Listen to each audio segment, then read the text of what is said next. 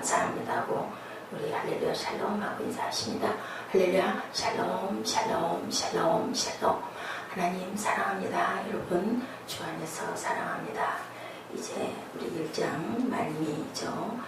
쭉 한번 1절부터 보통서 다시 한번 봤습니다. 내가 그의 소유물을 다 내 손에 맡기겠다 라고 1장 12절에 얘기를 해요. 그러고 나서 사단이 여러 가지 사건들이 일어나죠. 그 후 말미에 보니까 이것을 통해서 우리가 사탄도 이렇게 하나님이 허락을 하셨어이든 아니든 사람에게 이렇게 고난과 아픔과 고통을 이렇게 갖다 얹어주는구나. 저는 지금 함께 우리 활동하면서 그런 말씀에 감동이 왔습니다. 스바 사람이 갑자기 또 빼앗고 모든 게 주인 그 종 양과 종과 그리고 이제는 집도 다 무너뜨리고 그리고 자녀까지도 다 죽이는 그런 사건들이 일장 전체에 이렇게 흐르죠. 하나님을 경외하고 그의 명령들을 지킬지어다. 이게 모든 사람의 본분이니라. 저희들이 하나님을 경외하는 것이 우리의 본분이고 신명기 6장 10절에서 14절 야훼께서 권능의 손 우리를 애굽에서 인도하여 내셨나이다. 이는 우리 하나님 야훼를 경외하여 항상 복을 누리게 하기 위하심이며 야훼의 명령을 지켜 그의 길을 따라 그를 우리가 경외해야 된다. 내 종 욥을 주의하여 하느냐 그와 같은 이가 하나도 없다. 하나님 이렇게 칭찬할 수 있는 순전한 그런 저희들이 되면 얼마나 감사할까. 저희가 하나님을 믿는 거 당연하지만 하나님도 또한 하나님의 자녀인 우리 에스더, 우리 한나, 또 우리 종국이, 또 우리 다 우리 예지, 우리 사무엘 전부 다 믿어주는 아유 그 녀석들 정말 내가 신실하고 순전해서 믿을 수 있어. 어떤 일이 있어도 나를 배신하지 않을 거야. 우리 사람 사이에도 그렇죠. 신의가 얼마나 중요하고 그 사람은 틀림없는 사람이야. 약속하면은 무슨 일이 있어도 약속을 지켜. 그런 우리들이 됐을 때 하나님께서 우리에게 어떤 사단이 어떤 사건을 일으켜도 사단이 그러죠. 그냥 그렇게 하나님을 경외하겠습니까?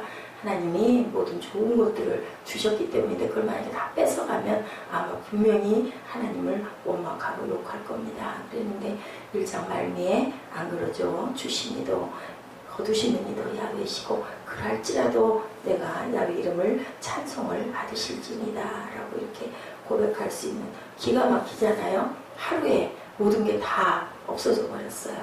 그랬더니 머리를 뜯고 머리를 다 밀고 그리고 앉아가지고 탄식하고 고백하고 땅에 엎드려 예배를 드립니다. 겉옷을 찢고 20절의 머리털을 밀고 그리고 내가 나올 때 아무것도 없이 알몸으로 나왔으니까 돌아가는 데 이 말씀 참 많이들 해요. 그죠?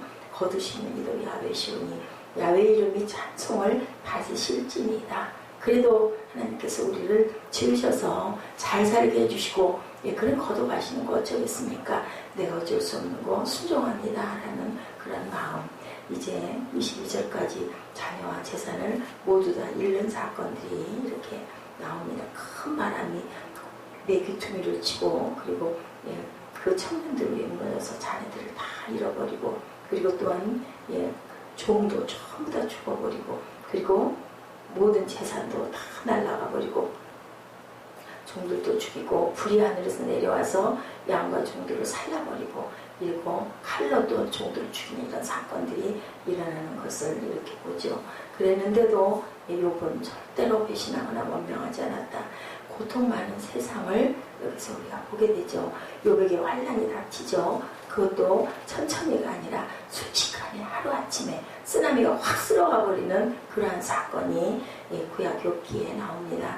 재산이 많았어도 소용이 없고 자녀가 열이나 됐어도 소용이 없고 종복이 많았어도 소용이 없고 멋진 집이 있어도 소용이 없고 우리 인생을 얘기하는 거예요. 무엇을 다 가지고 있다 한들 그것이 하늘 아래 뇌이다. 그죠? 그런 것처럼 하나님이 허락하시고 하나님이 주셨으니까 우리가 누리고 우리가 거느리고 우리가 기르고 살아갈 수 있었다. 그런데 하나님이 그것을 그만 손을 딱 놓으니까 뭐가 사단이 다 쓸어버린다. 세상이 사단의 세상이기 때문에 세상은 우리에게 이렇게 많은 태풍과 환난과 고난을 이렇게 정말 조금도 인정도 사성도 없다고 그러죠. 우리가 그렇게 준다는 거예요. 하나님은 그래도 우리를 아주 엎드러지지 않게 하고 피할 길을 항상 주시고 그래도 또다시 회복시켜 주시고 내가 너희들 절대로 이제는 안 돌아볼 거야 해놓고도 우리 자녀들 그죠? 말을 네가 그렇게 안 들어 약속을 안 지켜 이제는 절대 난 동물도 없어 라고 얘기를 해도 자녀에게는 꼭 그죠? 길을 열어놓고 그래도 숨을 쉴 수 있게 해주고 또 밥도 많이 밤중에도 먹을 수 있게 해주고 그러는데 눈을 쓱 감고 앉아면서도 자는 척해서 아이가 움직일 수 있게 해주는 게 부모의 마음인데 사단은 절대 그렇게 안 하죠. 자식들의 죽음은 얼마나 아프고 얼마나 컸을까. 그야말로 갈수록 태산이죠.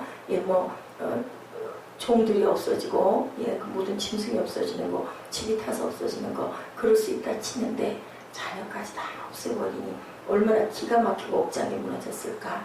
겉옷을 찢고 머리털을 밀고라는 표현 엄청난 슬픔일 때 구약에 보면 꼭 죄를 뒤집어 쓰고 그죠. 그리고 나중에는 결국은 머리까지 밀고 그렇게 엎드려진 나이 먹은 사람이 머리를 밀었으니 얼마나 가슴이 아팠을까 그죠. 욥이 기가 막히죠. 그리고 나서 나중에 또 본인의 몸에까지 막 악창이 돋고 종기가 나고 황거 뜯고 그죠. 기워장으로 온몸을 그냥 벅벅 긁는 그런 사건이 일어납니다.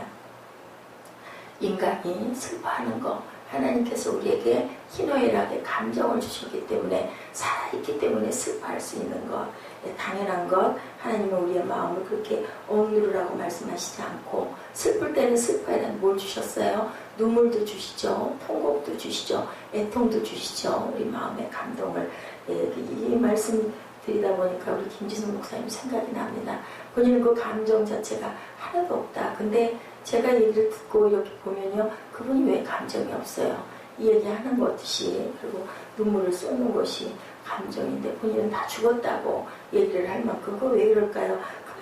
그만큼 기가 막힌 꼴을 너무너무 많이 당해서 웬만한 것에서는 본인은 감동도 눈물도 이런 거 사랑도 일어나지가 않는다라고 종이 이래서 어떡하겠느냐. 겸손하신 말씀이세요. 어떻게 그 감동이 없고 어떻게 아픔이 없고 어떻게 그저 애통이 없고 어떻게 감사가 없겠습니까? 감사한 것도 그것도 하나님 주신 마음이고 슬퍼하는 것도 하나님이 주신 마음이고 근데 웬만해서는 놀라지도 않고 웬만해서는 감동하지 않는다. 왜냐하면 너무 기막힌 꼴들을 많이 봐서 둔해졌다라는 거죠. 두렵고 떨리는 하나님 전능하신 하나님 앞에 우리는 인생이기 때문에 어떤 상황이 와도 엎드릴 수밖에 없다. 이렇게 순종하는 마음으로 엎드려서 아버지께 구할 수밖에 없는 거죠. 기도죠. 내가 못해서 적신이 나왔사온즉 적신이 그리로 돌아가올지라 주신 자도 거두시는 자도 그리할지라도 하나님 찬송 받으시옵소서 고백하는 거죠. 우리에게 주었다가 걷어가신다고 갖고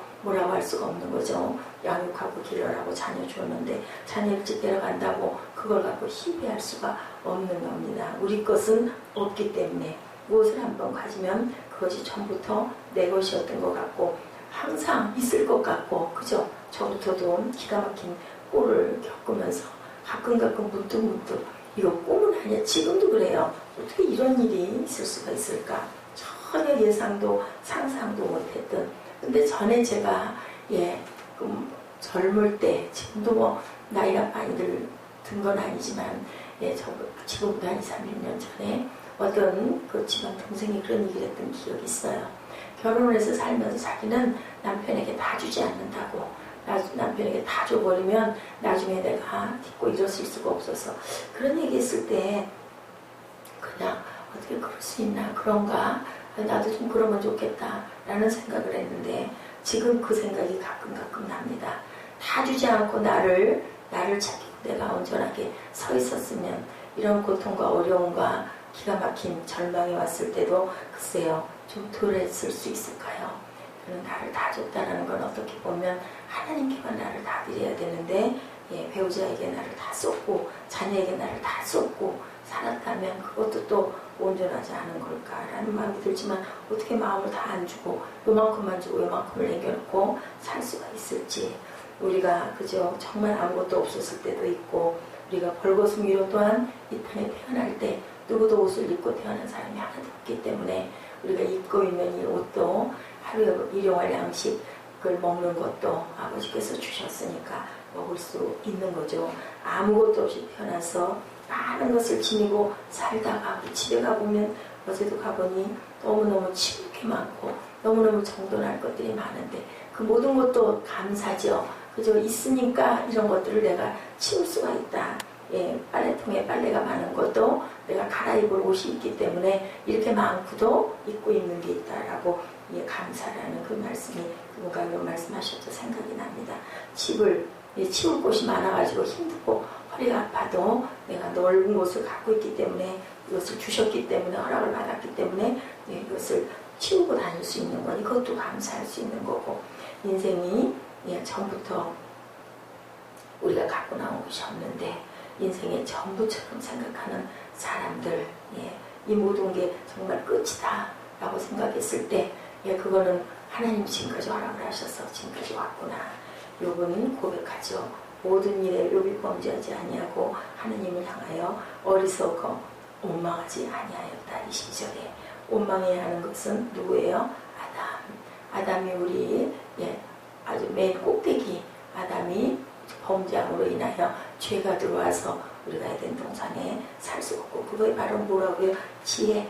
하나님이 주신 지혜를 우리가 허물고 반역하고 그래서 그 지혜를 잃어버렸기 때문에 우리는 선택된 자들만 하늘의 지혜를 받고 누리고 살 수가 있다는 겁니다. 안 그랬으면 모두가 다 하나님의 자녀들인데 하나님이 피할 길을 주신 거 독생자 예수 그리스도를 주심으로 우리가 고백하는 자들에게는 하늘의 지혜가 내려오고 하늘의 만나가 내려오고 그리고 영생의 샘물을 우리가 마실 수 있고 그렇지 않은 자들은 땅에 있는 물과 땅에 있는 음식과 땅에 있는 것들 속에서 살다가 싸우다가 결국은 무너져서 영원히 영벌에 빠지는 예, 그러한 예, 멸함을 당할 수밖에 없는 그렇기 때문에 우리가 원망을 할 건 아담 우리의 조상밖에 없다. 그래서 원죄가 우리 안에 들어온 거죠. 좋으신 하나님을 원망해서는 안 된다. 원망의 대상을 우리가 정확하게 알아야 되고 욥이니까 그렇게 했지가 아니라 우리 모두도 욥과 같은 마음으로 순전하고 신실해서 내가 너를 믿을 수가 있다. 마지막에는 어떤 축복? 배의 축복을 마지막에는 영생의 복을 그래 네가 범죄함으로 내가 너를 죽일 것이고 정령 죽을 것이로 되었지만 그래 내가 너를 다시 한번 살려줄게. 왜요? 사탄이 아니기 때문에 우리의 부모이신 아버지이기 때문에 모든 고통이 있을 때마다 하나님을 원망한다면 좋으신 하나님을 얼마나 많이 원망하게 될까. 그런데 찬송을 받을지어다 찬송을 받으실지니다 라는 것이 바로 우리의 고백 저와 여러분의 고백이 되었을 때 그래 내가 너를 사랑한다 라는 음성을 들을 수가 있고 세상의 지혜가 아닌 하늘의 지혜로 살고 영원히 살 수 있는 영생을 주신다라는 것을 우리가 욥기 1장 전체를 통해서 다시 한번 깨달고 순전한 자 내가 믿을 수 있는 자 네가 끝까지 그 사탄의 많은 그 고통과 환난 속에서도 하나님을 원망하지 않고 사탄이 내게 원죄인 아담을 원망할 줄 아는 그러한 하나님 지혜 감사합니다 라고 우리가 기도하는 시간 같습니다. 오늘 하루도 하나님 지켜주시옵소서 기도하십니다.